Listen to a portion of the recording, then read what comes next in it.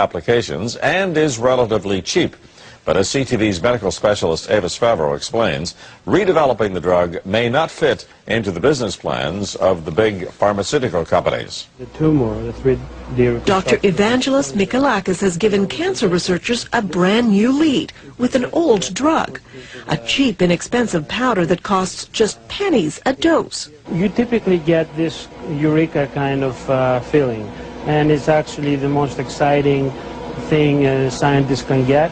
The drug, called DCA in short, has been used for decades in humans with some rare inherited diseases.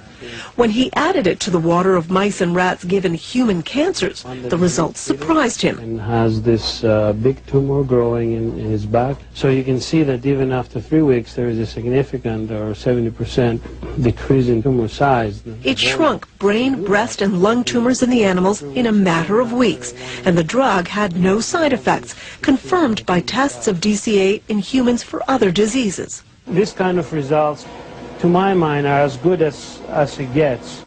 And it seems to work by reviving the energy-producing components of human cells, allowing the cells to work normally again, triggering cancerous cells to commit suicide.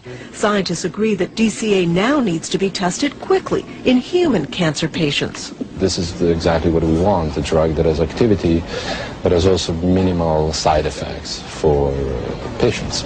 But there's a problem. DCA isn't owned by any pharmaceutical company. There's no patent on it.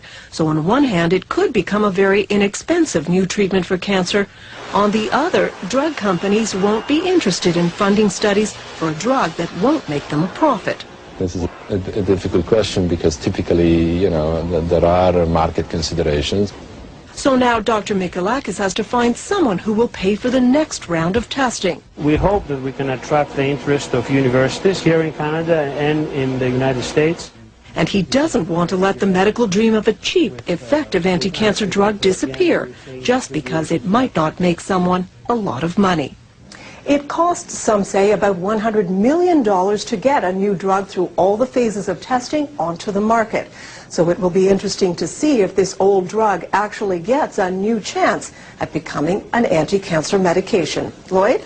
Well, Avis, your report tells us that this drug has great promise. So why aren't companies and institutions lining up to get behind it? Well, first of all, Lloyd, this is the initial report.